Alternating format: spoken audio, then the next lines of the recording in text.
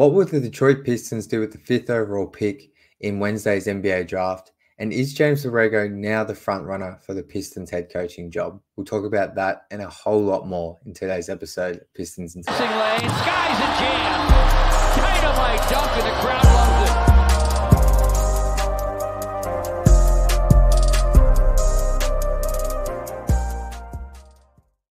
Back to Pistons Intellect. I'm your host, Jack Kelly. You can follow me on Twitter at Jack_Kelly_3on3. You can also follow us over on Instagram at Pistons_Intellect. And as always, if you're feeling so kind, please hit that subscriber button. Now, as I mentioned off the top, a whole heap to get into today. We are only, think it's 10 p.m. here in Australia on Tuesday night. The draft kicks off on Thursday, so we are now officially 2 sleeps away from the NBA draft.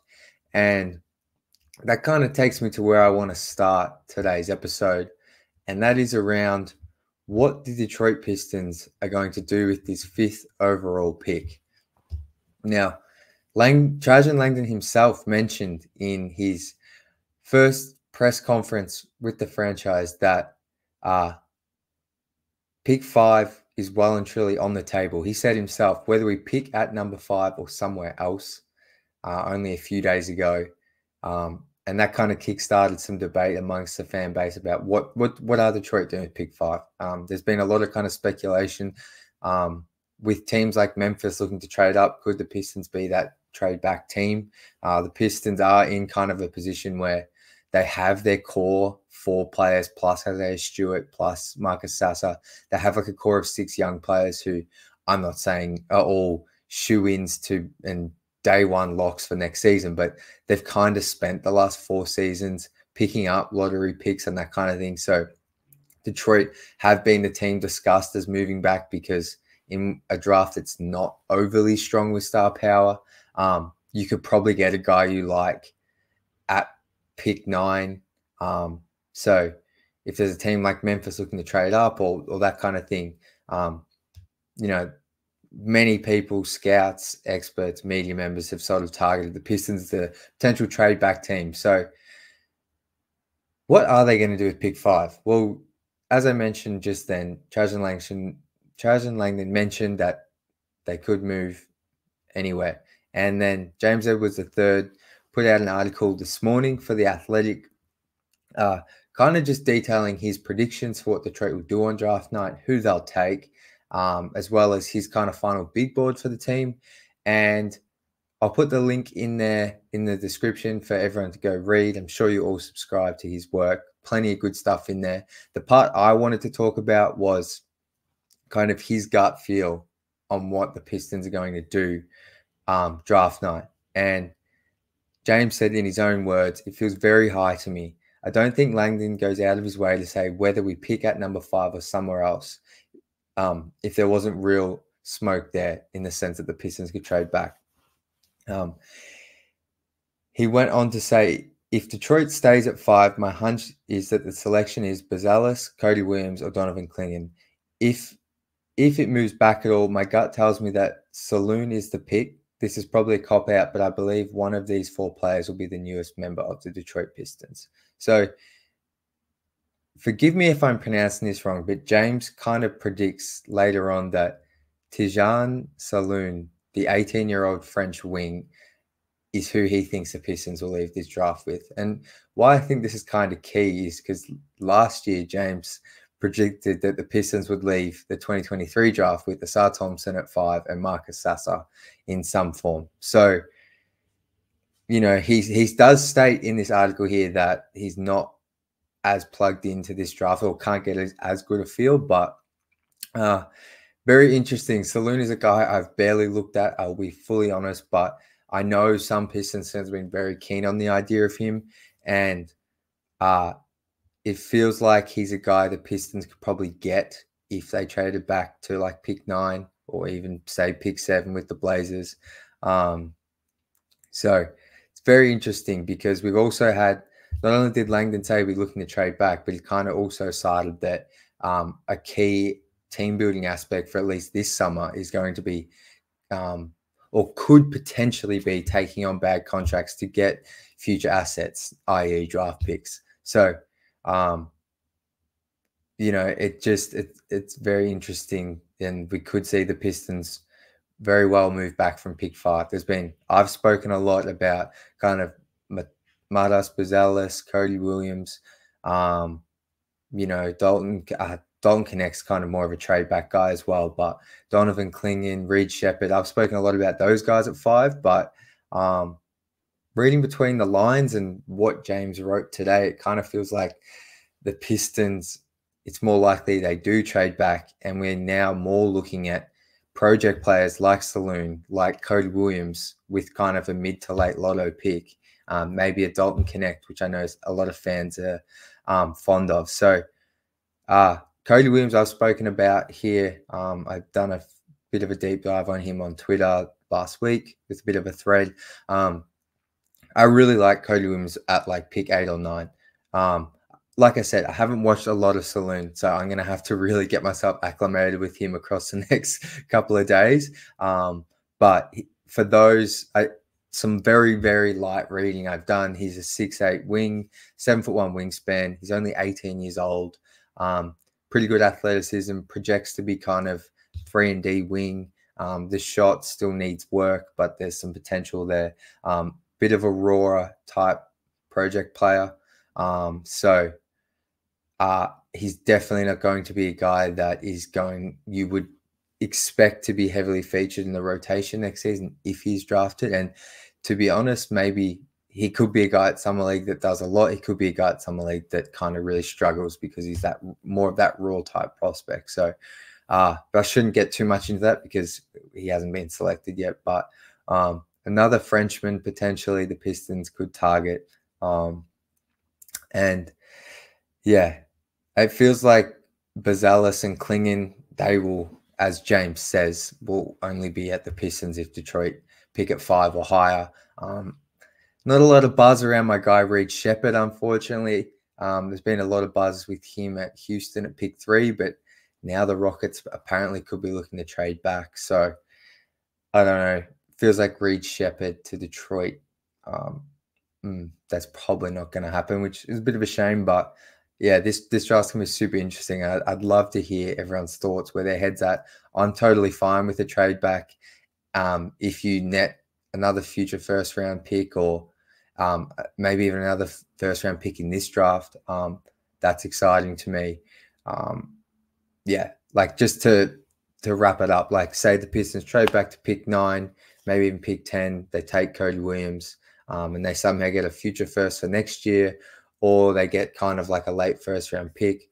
That's kind of exciting to me because from everything I've been reading and listening to, like this draft, where it's very strong is that late lottery to mid-20s type range.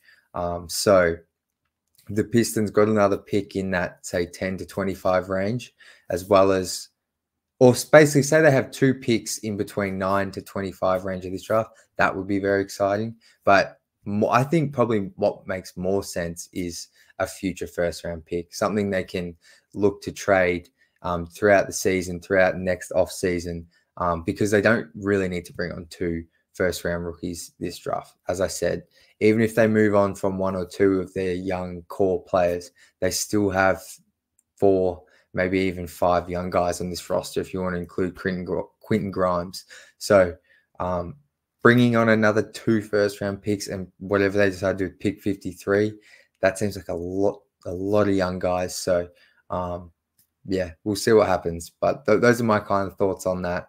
It's going to be exciting. It sounds like Langdon's going to want to kind of put his stamp on this draft and in the preceding week after with free agency and that kind of thing. So let me know your predictions, your thoughts on a trade back, and what if they do trade back, potentially even throw down a trade suggestion down there. I'd love to see them. Now, the next thing I wanted to touch on was James Borrego to Detroit. Now, the Pistons coaching search, it was discussed in Langdon's presser, but we kind of haven't heard a whole lot since Monty's dismissal. We've heard Sean Sweeney's a candidate, Michael Mika Nori. So I haven't got the names in front of me. But the Timberwolves lead assistant, he's a candidate. Like I said, Sean Sweeney from the Mavs, who was with the Pistons in the past. And then we have now today, whilst we knew there was a link with Borrego and Langdon going back to the Pelicans last season, whilst we kind of knew this name was probably likely going to be discussed, Woj tweeted today following the announcement of Kenny Atkinson's hire with the Cavs. Woj tweeted that New Orleans assistant head coach James Borrego was deep into this Cavs search, and sources say that he'll now become a prominent candidate in the Detroit Pistons' search. Borrego worked with new Pistons president Trajan Langdon in New Orleans. Now, I think I've spoken about Borrego once or twice in the past couple of weeks. But to me, I think I'm open to a lot of coaches. Sean Sweeney, 100% open to that. Nori, open to him. Chris Quinn, would love if the Pistons could get him in for an interview. Haven't heard anything around that. Even Sam Cassell is another name. Plenty of fresh names and guys who've been around as assistants for a while who are looking for that head coaching gig. I'd be fine if all those guys go through interviews and the Pistons end up hiring on them. Borrego has been maybe a touch higher on my list because I kind of like what he did with the Hornets while he was there, particularly in his last season with the Hornets when he had LaMelo Ball. Well, he had LaMelo Ball for his last 2 seasons, but I kind of enjoyed those Hornets teams. And whilst their defense wasn't great, he had some young talent there. He had a mixture of young talent, veterans, and they were a fun team, those Hornets teams, particularly those 2 years with LaMelo when they made the play-in in both years. Yes, they didn't make the playoffs, but in Borrego's last season as head coach, I tweeted out some stats today. And the Hornets went in Borrego's final season in 2021-2022.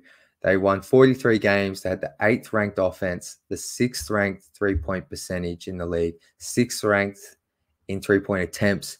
They took the most shots at the rim, and they took the 4th least amount of shots in mid-range. And like, those are just some stats, but basically that's a lot of shots at the rim. That's a lot of threes, not much in the mid-range. But when you have someone like Cade, you know Cade's going to get those middies no matter what.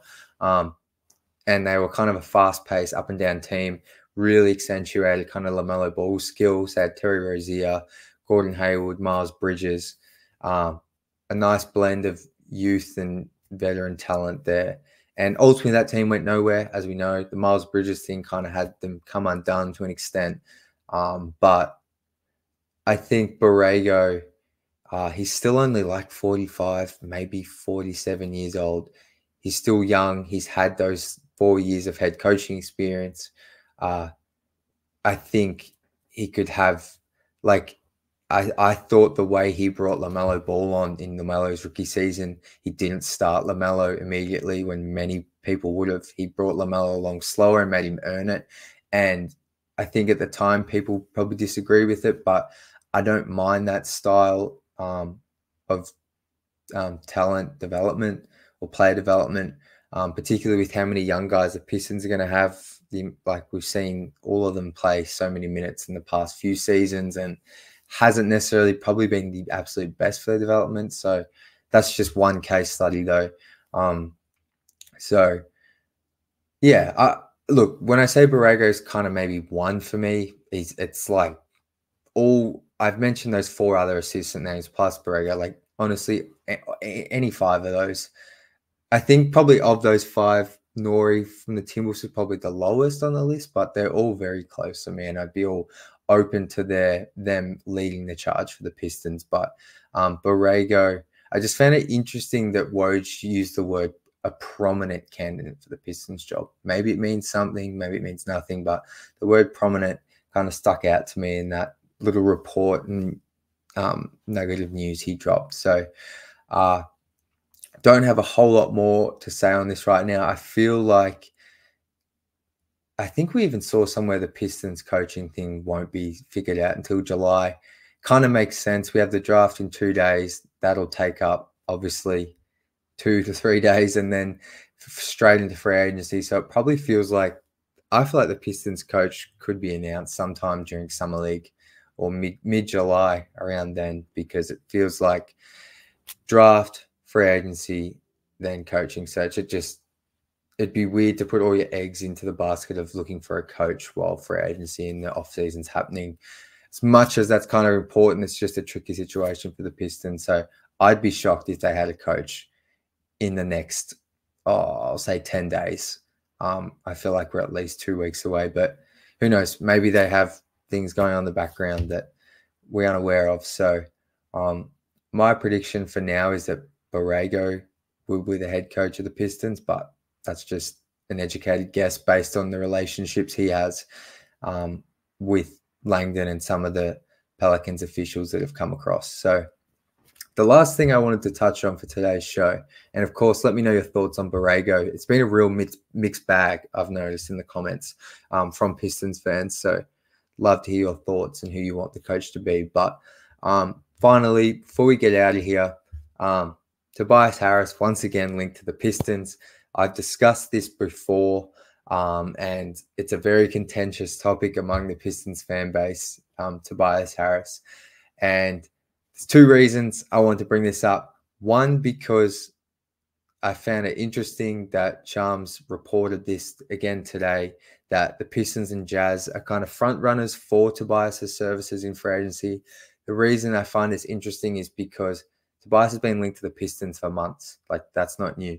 But because the Pistons front office has largely changed, it's interesting that Shams is still reporting the Pistons are interested. So obviously there's Antellum there. There is a couple of guys, I believe, that are still around from the old regime.